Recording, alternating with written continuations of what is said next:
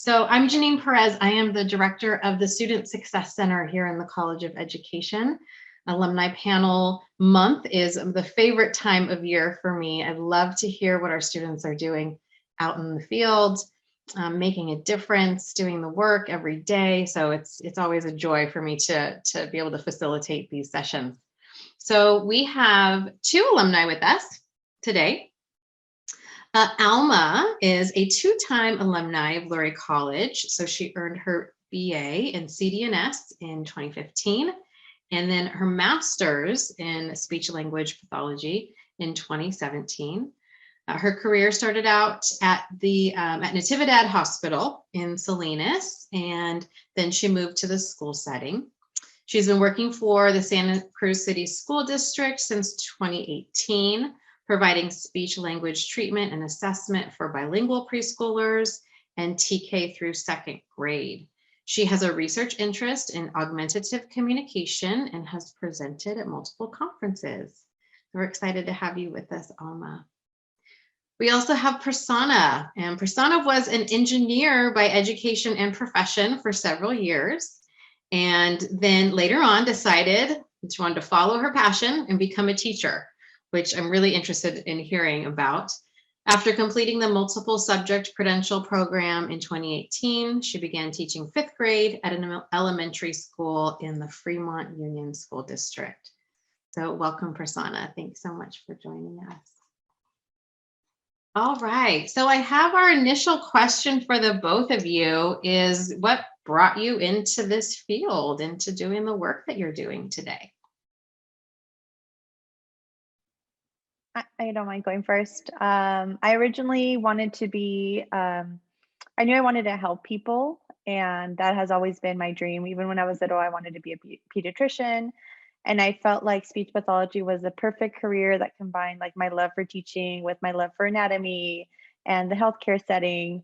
And I also really like the time off. I think that's important. And so when I found speech pathology, it was like the perfect fit for me. And then I remember I was originally a psych major at San Jose State when I transferred in, and I was going to be an atypical child studies minor. And that's somehow how I found out about the field of speech pathology was with my work with behavioral intervention. And I decided like to switch my major. But just overall, I felt like my long-term goal was always to help people, help students, and I have really loved my time in the school setting for sure. Yeah. That's an interesting story, Alma. Thanks for sharing that. So like Janine read out, yes, I started out as an engineer. I'm a San Jose State alumni in the College of Engineering back in 2003. And I have been working in the Bay Area tech companies for 12 years, and then I have found myself drawn more and more towards teaching other new engineers. I have really liked to teach, and I never realized it until I had my kids, and when I was always volunteering to be in their classroom, and when I was always volunteering to run small clubs and competitions and teaching them and coaching them, is when I realized, there's something there that my heart really likes, and I by nature I'm a very service oriented person. Doing something for others gives me joy. So that's like when I started giving excuses at my job to volunteer more at my kids' schools, is when I realized, you know what, this is not fair for the company. I need to think about this seriously, and then that's when I decided, yes, I want to switch. So I tried out being a volunteer in a couple of schools near my house, and tried different grade levels, just sitting in the classroom and observing and seeing if that's the thing for me. And then I was really sure after 6 months, and then I quit my job and applied to San Jose State. And I got my multiple subject teaching credentials. Because I have a math and science background, STEM has always been my strength to give back, right? And I wanted to work in the school district that I live in, so that I know the people and they see me and I give back to them, right? So STEM is my strength, and I also have a foundational math credential as well. I did an online course for that and got that. And I decided not to do my master's in education because I already have a master's in engineering, and at that point in time, just the point in my life where my younger daughter was really really small and I couldn't give that extra time to do my master's in education. Maybe I'll go back in a couple years, who knows? But at that point, I didn't decide to do. But here I am, yeah, fourth year teaching, same grade level, same school. Thanks so much, both Alma and Prasanna. Such interesting um, uh, pathways into your careers. I love to hear that. And both very service oriented and wanting to give back, and knew that that was kind of was the heart of whatever work you were going to pursue. So love to hear that that has translated into what you're doing today. All right, let me just check the chat. There's any questions? Okay, so I think one of the things that would love to hear about is, as you headed into your career, in terms of like mentoring or having someone that guided you into these pathways, what did that look like for you? Did you have a mentor? What was that experience like? If you didn't have a mentor, what would be something that like a current student would look for in having that guidance as they're going into this maybe, you know, unknown career? I don't mind going first again. I felt like I overall, like my personality is very gung ho. Like I don't mind finding somebody on LinkedIn and messaging them. And very early in my educational career, I reached out to someone that had already made it out of the program, who was also Latina like myself. And, you know, I didn't see myself reflected in my cohort for graduate school, but I reached out to someone that pretty much made it out alive. I was like, you know, you're the one person that I feel like comfortable communicating with. And she still is a great friend of mine.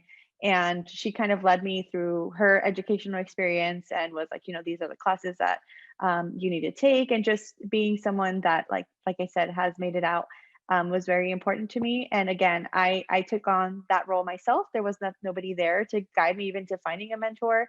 I just decided to message her one day, and she was very helpful. She even edited my letter of intent for me, and just, you know, gave me a lot of good pointers. But again, it was not something that was provided to me. I had to seek it out. So now I make it a point to. I'm actually a part of a summer mentorship program for bilingual SLPs. And those opportunities, again, were never provided to me, but it seems to now be because of social media. You know, I found this group on Instagram of other SLPs who want to help other bilingual SLPs. So similarly, just like making those connections. And so I just make it a point now to like be the bilingual mentor that I didn't really have, or I had to work really hard to seek out. But I do think if I didn't have her, I don't know where I would be, you know, like just someone that like represented the ability to come, you know, make it through the program. I think it's important to seek out. And again, don't be shy to do it, especially like you said, we are a very servicey field. Like everyone is willing to help. I'm sure it doesn't hurt to ask. I mean, the worst they're going to say is no. So, you know, seeking out those opportunities is, I think, a very important thing to do. Yeah. So I just have a quick follow-up before Prasanna shares about her mentoring experiences. You mentioned that you didn't see yourself reflected in your cohort being a Latina in the program. And so I imagine that also continued when you got into the workforce. Yeah. Right. So if you're not seeing yourself in graduate school, in the workplace, something similar may have happened. Yeah. To you. How do you navigate that? And similarly, do you have a mentor? Do you have how do you navigate that space where you may be one of the only ones? Yeah, it's really hard because I still am the first and only Mexican in the group of SLPs that I work with. When I first got the job, I was one of two. There was another bilingual SLP, but she has since moved on. But it's been really, really tough. And I felt like I didn't see myself reflected in the cohort. But I'm very active on social media. So I follow a lot of Instagram accounts of other bilingual SLPs. And at least on Instagram, there's so few of us that we're actually kind of like, you know, we've had a following because we're so little. There's so little of us, and that's going to be true of any really profession you go into. Sometimes you are going to be the only Latina in there, and it's very, you feel like all eyes are on you. But and a lot of what I had to like relearn throughout my career was that I felt very, underqualified, and like I shouldn't speak. And now I'm learning that I'm actually overqualified, and I speak more than one language. And my professional peers have a lot to learn for myself. So just like, being confident in the way you navigate the place, because you really do deserve to be there, getting over the imposter syndrome feeling. And it's easier said than done. I mean, I've definitely had to learn a lot, but just knowing again that you are very deserving of that space, and you are in fact sometimes overqualified, coming in as a Latina SLP. Wow. Thank you so much for sharing. I really appreciate your willingness to kind of be transparent and honest in that space, and also how resilient and innovative to create your own community, even though it's on Instagram, right? Like just to be able to seek out strengths in others that have the similar qualities that you do, to really benefit you and help you grow as a professional. I really commend you for taking that initiative and finding that community when one doesn't exist for you in your workplace. So, Prasanna, I imagine being a woman in engineering that you have some similar experiences. So we'd love to hear a little bit about the mentoring piece, but also I imagine you have some similar stories to share. Yeah, so mentoring, I should say I have been very lucky to come across mentors all through the way. Even now, is I still find myself like I'm starting out in the career, even though it's my fourth year. So I started out by finding a mentor while I was walking. I was taking a walk. This was 6 years ago, and there was a lady who was walking by, and I said hello, and we started walking together. And then I asked her what she does, and she said she's a teacher in one of my neighborhood schools. And then I was just asking, hey, I'm thinking about venturing into teaching. What can I do? And she said, my classroom is there for you. I teach 6th grade. You're welcome to come in and watch me teach. And, that's it. That welcome is all I needed to kickstart my career. And I'll forever be indebted to her for that. If not for that, I would always be reluctant, because I didn't know any other teachers other than my own kids' teachers. And I was not very comfortable approaching them. When they have my child in their classroom, right? So she opened the door for me, and she's still my mentor. I talk to her pretty much once a week, telling her how my week was and asking for advice and things like that. I might have an opportunity to job share with her next year in her school, because she's close to retirement, and she's like, you know what, I want to show you how I do things before I retire, and I want you to inherit my classroom. It's more of that now. It's a royal inheritance, and I'm first in line, So I don't mind changing schools if I can get to see her in action and work with her, right? So she will always be my first and foremost mentor in teaching. Also during student teaching, during the multiple subject teaching credential programs, I've encountered amazing mentors in both my semesters. It's like Alma said, right? This is such a service-oriented profession that everyone's willing to help. We just have to seek out for it. We should ask for help, and they'll help you, because this profession is not a competition between me and the other teacher, because the end goal is to help the students, because students is the focus. We all want to do good for them, so people are always willing to help. And that's what I have learned. Just ask and don't be shy, right? So I have had great mentors during my student teaching, and when I joined the school, I was assigned an induction mentor. She was teaching a different grade level at the time, and she was my go-to person in my first year. Anything. Oh, the stapler is not working. What do I do? This copier is stuck. What do I do? Like, even simple things that I thought, engineer, I'll figure it out. Oh no, when things are happening, when the recess is about to end and the copier is stuck, I don't know what to do. I need to have someone that I can trust to call for help, right? So starting, and then she moved to my grade level, and it's been amazing. And I also have several mentors along the way in my school. I go talk to my resource specialist if I need any suggestions and advice on how to handle a student with an IEP. My speech language pathologist in my school, she's a mentor for me if I have to make some accommodations for students who need speech needs. And I have a mentor in 4th grade who I always go to and ask, hey, what did you do for the student, and that I need to understand more. I have many mentors. It's not just one mentor I rely on, because I'm also a social person. Like Alma said, I am not shy to reach out to people and just say, hey, I need help. I don't know how to do this. I need help. That's all. Just be vulnerable and people will come and help you. Yeah, so mentoring is very important in any career, and more so in teaching, because there are just million things to take care of in the first year of teaching, and without a mentor I would have been lost. It Yeah. definitely is a collaborative experience, right? When I first started teaching in child and adolescent development, sometimes students would say, oh, I really want to teach, in the elementary school because I enjoy engaging with children and adults. I don't know, but you're not going to be working in a bubble. That's what's going to make you a stronger teacher. It's going to allow you to be more creative and innovative and have someone that you can bounce ideas off of and that you can learn and grow from. So, yeah. Thank you so much for sharing about the mentoring piece. Sure. And to answer your other question about the representation, right? So yes, like you said, in engineering, I was in a management level, and yeah, Asian women are very underrepresented at that level. So I think I've developed thick skin for it. And like Alma indicated, right, confidence is what I use. And to, to stand high. I'm here because I know stuff, and I'm capable, and this doesn't matter. Like I'm just confident. So that's another reason why parents don't give me any trouble, because I speak confidently, and they know. Then they get the idea that, oh, this teacher knows what she's doing, right? So that's reflected. Confidence is reflected everywhere, and more so at your workplace. It's definitely needed.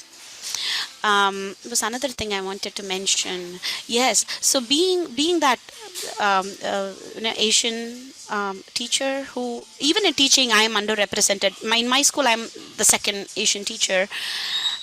I also carry the burden of representing the Asian children in school, because it's like, oh, those Asian children are. It's like I carry the burden of my ethnicity, right? So it's very interesting. It can get overwhelming at some point, and I would say, don't take it personally, right? Have an objective things to it, but then I also contribute by giving them the background that they may not know, that I may know, and that kind of balances things out, right? So that's helpful. But my school luckily is a very diverse school, where we have representation from a lot of cultures in the teaching staff. So that way I'm not the only one that I feel an odd woman out or anything like that, but I do see my representation in many teaching groups and committees. Yes, but confidence, and yeah, know that you're qualified. You are. You're both very qualified, and I'm wondering if that confidence also lends to being. Both of you are recent alumni, so like recent in terms of getting into the field. And I know that some of our undergraduates, some of our students that may be on the precipice of completing their programs, are feeling like that. Ooh, that I'm going to be the newbie. How do I respond to other teachers, or how do I respond to parents? Are parents going to take me seriously? So can either of you or both share kind of some insights into how to address those feelings of lack of confidence, but also because you are new into the field and maybe just not feeling like you have the I don't want to say authority, but the presence that other people will take you seriously, like parents. Ask questions. So that's what I always feel like the first 2 years are perfect because no one will judge you if you ask a question, any question. No question is stupid. Just ask, and you will get answers, right? Connect, form networks, connect with other newbies in the district to share and exchange ideas, connect with the teachers, have a good relationship with your grade level team. That's the most impactful and the most important network you can have that affects your everyday job. So have a good relationship with your grade level team, and ask questions. The kind of questions you ask will make everyone trust you, that oh, you are thinking in the right direction. So that's one big advice I can give you, is don't assume that you can figure it out later. Don't. You won't have time. Ask when question comes up in your mind, ask. Great advice. Thank you. Yeah, and I will say that no parent has ever said this to me directly, but I've heard of other people have said things like, well, your parents telling them, well, you're not a parent, so you would never know, or like things like something along those lines. And when I first started my career, I wasn't a parent, so I really didn't know. And here I was like giving all these tips and how to encourage language and all these things when I really didn't know their background or what they're capable of even doing at home. And so just being in that place of vulnerability of understanding like your limitations of what you know, but also again being confident in what you do know, right? So for a lot of parents, when I work with preschoolers, they've been parents for 3 years of their life, but I've been an SLP for 5. I do carry some, I do know more than the typical what you would require as what you learn as a parent. So just being really confident in what you do know, and you do know a lot, you've learned a lot.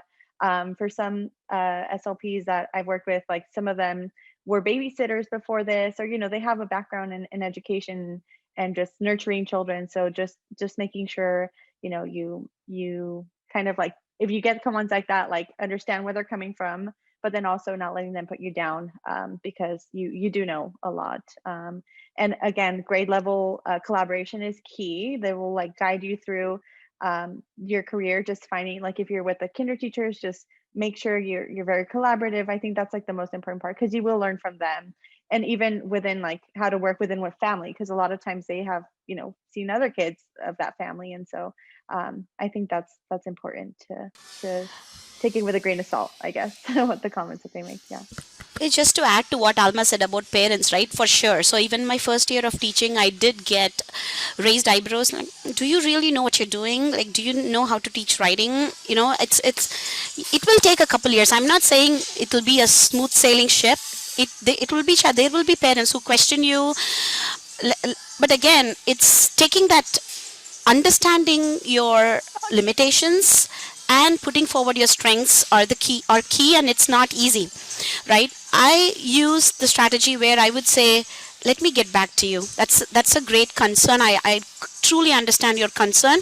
Let me get back to you. And that's when I would think about it, reach out to my mentors, my grade level team, and say, this is the situation I'm having. How do you advise? What do you advise me? How do I respond to this parent? Collectively, there is always a good solution, and that's a learning moment, right? You can what do you call it? Defer for a later time. There is nothing in this world that's super urgent that you have to respond right away. That's when we get into traps.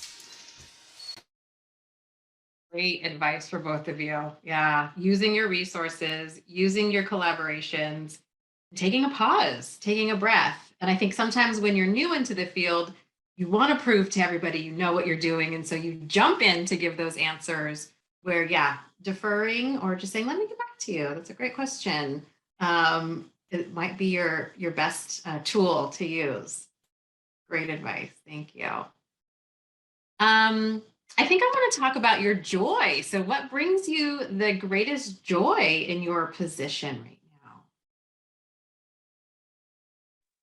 now? I would say, so this is my first year working with preschool exclusively. So I'm the bilingual preschool school SLP. And I feel like just the progress that they have made makes my heart like burst at the seams. I also work with a lot of non-speaking individuals. So getting them their first AAC device or something to communicate with after they've had years and years of behavior issues, that always like just fills up my bucket with joy. And then working collaboratively with parents and them being very, very thankful for what you do. I work in a very uh, disenfranchised school, and so they're happy with any services that their child gets. And so just their, they feel like our it's like generous that we're doing this, but really we just want to see their kids succeed. And I feel like that always makes me happy and makes me want to continue coming back to work, I would say. Yeah, oh yeah. So if not for this, like why are we here, right? I mean, it's those moments. Yeah, it's a hard profession, but there are so many moments of joy. I can't put my finger on one thing. There is every day there are moments of joy for me. When a kid who walks in that's sad for whatever reason in the morning, couple hours later, he's the bubbliest kid in the room. That makes my heart swell, right? And the kid who came in academically very low, and then he or she leaves the year hoping, knowing that they got this, they can work harder and they can do well in middle school. That makes me happy. When the students come back to me or write emails to me after they graduate saying, I use that you taught me, that's very useful, I still use it in middle school, that makes me really, really happy. And again, parents thanking me. I work at a low income school as well, and parents thanking me for understanding their child, like more than anything. When during conferences, when they see that you really care and understand their child, they are very, very grateful for that. And if I see that acknowledgement, that makes me happy. That's why I'm here, right? And these moments of light bulb moments, like I teach something fraction and the kid goes, oh, I didn't know that it was this easy. That's it. Though it's a lot of small moments that I can't say one thing, but yeah, lots of them. Thank you so much. It's always nice to hear what the positives are, what keeps you, getting up in the morning and going back out there and doing the work. It's a lot of work and service, but it is very rewarding. And I know that sounds like a cliche, but it's so true. It's so true when you're in this field. Let me take a peek at our questions. Leslie, if you had a question you wanted to ask, feel free to unmute or pop that in the chat. Yeah, I actually did have a question. So Yeah. I'm currently a freshman right now, and my original major is child and adolescent development, but I'm in the process of switching it to communication sciences and disorders, with hopes of one day also being a bilingual SLP. And my question would be, like, what advice would you give me now as an undergraduate student that can like further help me as I move on to like graduate school, or just better prepare me like for my future? Oh, I'm so excited to hear that, Leslie. Like, you don't know how happy that makes me. Because at the time when I was doing the undergrad program, I really did feel, I actually had a lot of Latina SLP undergrads, but a lot of them chose not to apply to graduate school. So just my number one piece of advice is to keep going. And even though it's hard, and even though you might feel not confident and you might get a B in a class, and they're really pushing for those A pluses because they say you won't get into graduate school, just keep going.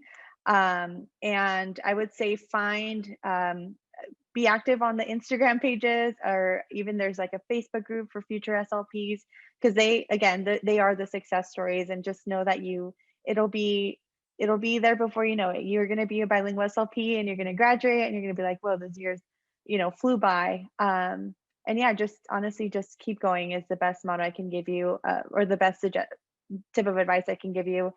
And then try to find relevant work or volunteer experience. Like during my time, I volunteered at Stanford. I was living in San Jose at the time, so I volunteered for Stanford speech department during my free time, which was very, like, I didn't have a lot of it. But and then I also was a behavioral interventionist during that time, so I worked in ABA. So again, just like trying to get that relevant experience of working with kids. You could become a teaching assistant or working in the schools as well, being a para or an aide. I think those are all relevant experiences that really carry a lot of weight when you go to apply to graduate programs. So yeah, I'm excited for you. Congratulations. And I Thank also you. was a psych major, and I literally was in my junior year of psych when I found out about the major. I didn't know about it at all. Like literally didn't know what speech therapy was. And I also changed my major. So I had to redo all my junior credits. But it was fine because I knew that that's what I really wanted to do. But again, yeah. So you're already way ahead of the game if you're already like, wanting to change your major now. So awesome. And that you're thinking about it, Leslie, as a freshman, like Exactly. you're asking these questions and being proactive and seeking out resources. That's really amazing. And any of the ideas that Alma just shared around like working in ABA or finding a classroom to assist in, if you need support around that, feel free to come to the Success Center. We have a lot of our local community schools and also the several of the ABA organizations that are always looking for our students to work or to volunteer. We can help get you connected with some of those opportunities. Thank you.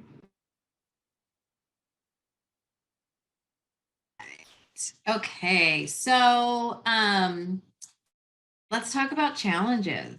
Not always the most fun thing to talk about, but let's talk about, what's been, I don't know if I want to say the greatest challenge, but what's been a challenge that you've experienced so far in your career? And how did you handle that? The entire COVID pandemic, distance learning was like the biggest challenge I've ever had to encounter. But a lot of strengths came out of it, and I learned like why teletherapy is actually a good thing for some students. And some of my students actually exited from speech services because I was doing therapy in the home and the parents were around, so they were practicing whatever we were doing. But that has been the most challenging thing I've ever had to do. I also had a baby during the pandemic, so it was my first post maternity leave was just like distance learning. It was really, really challenging. But then like more recently, I think just working with teachers that are very stuck in their ways and just like very close to retirement. And I'm really wanting to push for like for an AEC device, and they're like, no, I'm not touching that, like very kind of just not wanting to participate. But I've had a lot of success with getting buy-in from the paras or the aides in the classroom, and being the gate to like doing AEC. And I feel like a lot of times, again, it's more about the confidence like issue, just being very, you feel like you don't know a lot of things and they're the experts, right? But just understanding that like you do know a lot. That's one way I overcome those particular challenges. But yeah, they're not few or far between. You're going to have a lot of challenges in this career, but the outcome is much greater than the challenge. Yeah.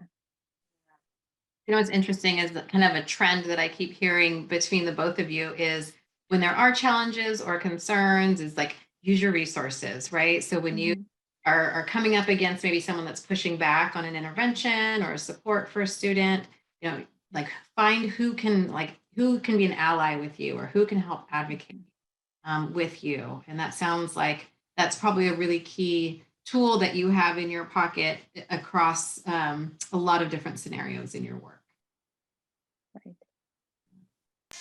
Absolutely, yes. So my greatest challenge so far was a student, actually in my first year, when a very emotionally disturbed student walks into my classroom. I was in my first year, first day at school. She had a hoodie on. She wouldn't show her face at all. She walks in like that. I was really excited. I learned in San Jose State to give these personal handshake. Let's come up with a handshake. And she wouldn't even want to look at me. She walks in, finds the back spot and sits there. She wouldn't raise her head, answer anything, even what's your name? Nothing. And then she walks out in the middle of the lesson, then comes back.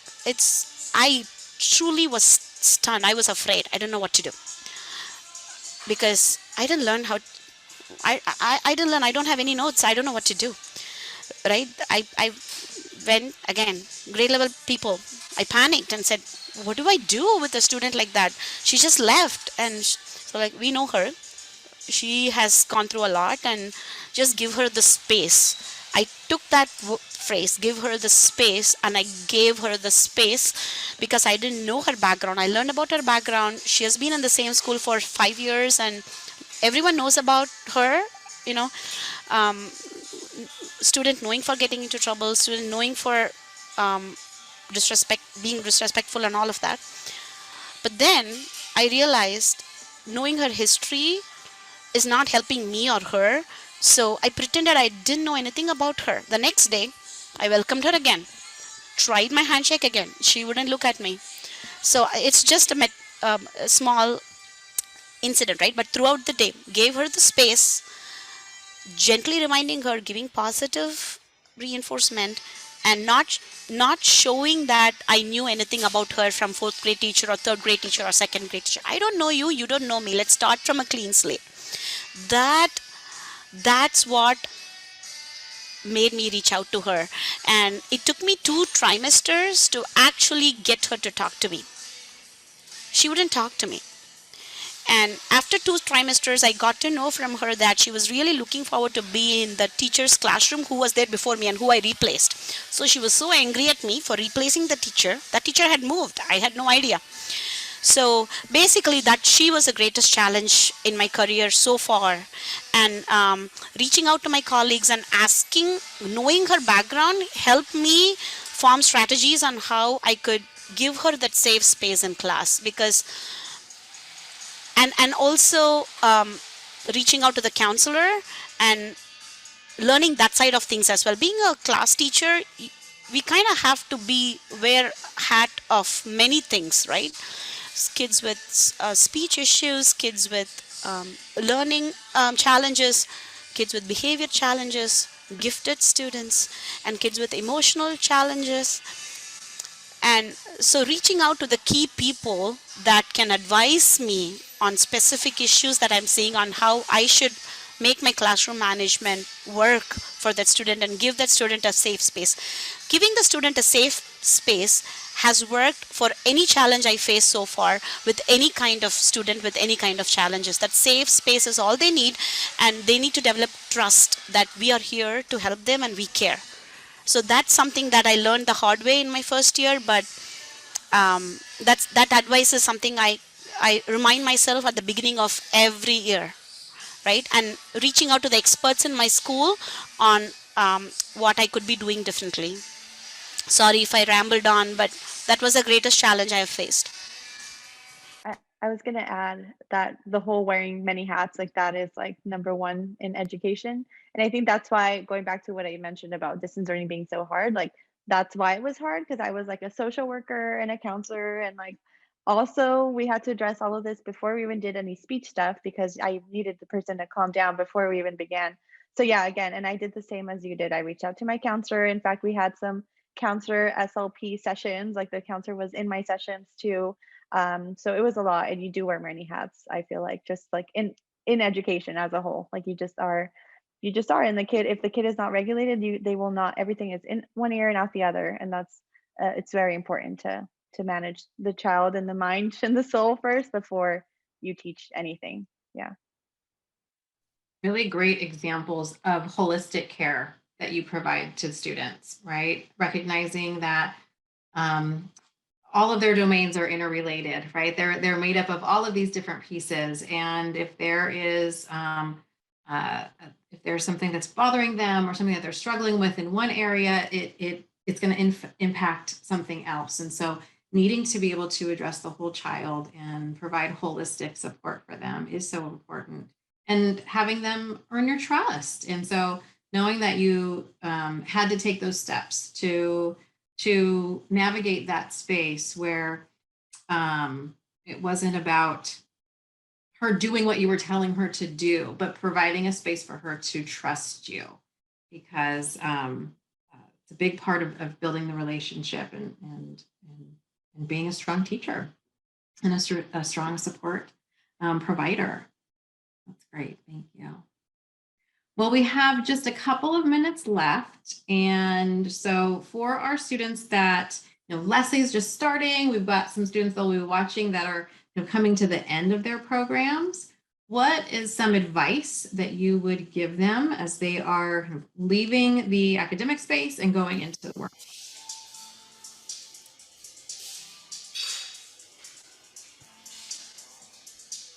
Um, I can start. Um,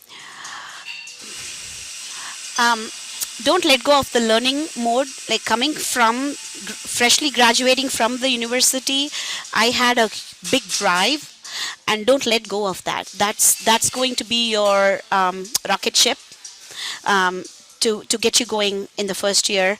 And it might sound cliche, but it's super important to have self care as your priority as well, because it's very, very, very easy and natural to get to just be teacher 24/7, and um, we and you don't want to get burned out. There's a lot of things in the first year that you have to handle. So prep period is the secret. As if you are a classroom teacher, prep period, plan what you're going to do even in the prep period. Don't think that I will plan in my prep period. That never works. So plan for the prep period too. Manage your time during the school time so that you have some time outside to take care of yourself. So you need the rejuvenation time every day to come back and give your smiling face and everything for the students the next day. Every day is a new start. Every kid resets. It's like a computer power reset. Everyone resets after a good night of sleep, right? So you need that time to reset. So try not to take your schoolwork home. It took me a couple of years to manage my time better, but if I had to do it differently, I would have done it differently. Um, Plan your prep periods. Whenever your grade level is planning a unit or going through the pacing, do it with them so you have everything lined up. The only thing for you every day is how to handle that day, right? So that should be the only one that makes it stress free relatively for you. And have a good night's sleep, and always have some coffee with you, like a coffee maker in your classroom. That will really help a lot, trust me, because the staff room coffee is usually not that good. No one cleans it. That's great advice. As you're from, joining us from Starbucks, right? Make sure that you've got the coffee that you need. Absolutely. How about you, Alma? What are some words of wisdom? I would say for me, so I came in from the hospital setting, right? And I very quickly learned like it wasn't for me, and mostly because I was dealing with very difficult cases, and I'm talking about like recent car accidents and gunshot wound patients. And I think the work-life balance was affecting me, and that's how I knew it wasn't for me. But similarly, the school setting could be like that as well. Like you need to learn to set a strict boundary and not there's sometimes your hands are tied and there's only so much you can do, especially nowadays where our students are facing so much trauma and so much like instability, financial instability. So you really have to know when you need to leave work at home. And and like you said, in the first year was really hard for me to do that. And then definitely I was working over my hours for sure. And I still kind of like bring some work home every now and then, but just very, don't use your personal computer as your work computer. Leave your work computer in a cabinet and just leave it, and you'll get to it tomorrow, because tomorrow there'll be more work. You'll always have a running to-do list. So just setting that strict boundary that sometimes there's only so much you can do, and you want to help everyone, but there's only so much you can do. And then on a personal level, I would say I wish I was as frugal as I was when I was a student. Like as soon as I started making money, I was going out to eat all the time. So just that's like my personal thing, is just making sure you stay like live within your means, like how you were when you were a student. And yeah, like self-care is super duper important. And again, there's only so much you can do. And then, the spring breaks are awesome, and you'll have that time to reset. And so will your students. The other thing I would say is I was definitely like counting down to the end of the school year, but for some kids that means that you're counting down till their last bit of routine and schedule. So I stopped doing that actually, because for some kids you are their only stability, and so making sure that you're excited about this summer coming up, but like also not counting down the days anymore. And yeah, I think those are the things that I have learned in education so far. Thank you so much. Leslie, any last questions before we log off today? I think my last question would be like what were like the challenges that you faced throughout grad school, as well as like the good parts of grad school? Like what are those two like? Question. That's a really good question. And I always say that, like, they ask me if I'm going to do a PhD, and I'm like, no. Like, it was a very crazy time where I didn't have a lot of sleep. I was just constantly trying to keep up on assignments. I didn't work, so I took on a lot of loans, and it was like something new for me to like not work. Actually, that was very to just be a student. Like that was something new for me. So there were a lot of challenges, and I've honestly kind of like blurred that part of my life. I don't know if I remember much of it, but there were a lot of joys. I really love being a student. I wish like I still had that same like spark in me to like love learning.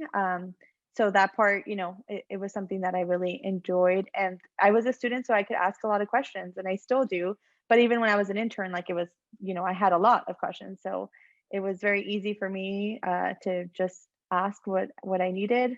But there were a lot of challenges for sure, and but I also did learn a lot. And I actually was a part of a graduate AAC. What do you call it? Like a grant, and I learned the most I've ever learned about AEC through that grant, which is no longer at San Jose State. They're trying to create it, but I have learned that a lot of SLPs didn't even get a course in AAC, and I got like more, advanced training. And so that was like the best part of going to grad school at San Jose State for sure. But yeah, challenges, there were many, and you will face that as well, but it is all worth it in the end. And you honestly forget about it. And the 2 years are going to pass by, whether you go to grad school or not, but it's better that you just get it over with. And yeah, you'll make it out. Yeah, fast paced. Grad school is fast paced, but like Alma basically said a lot of things that I wanted to say. That it's all worth it.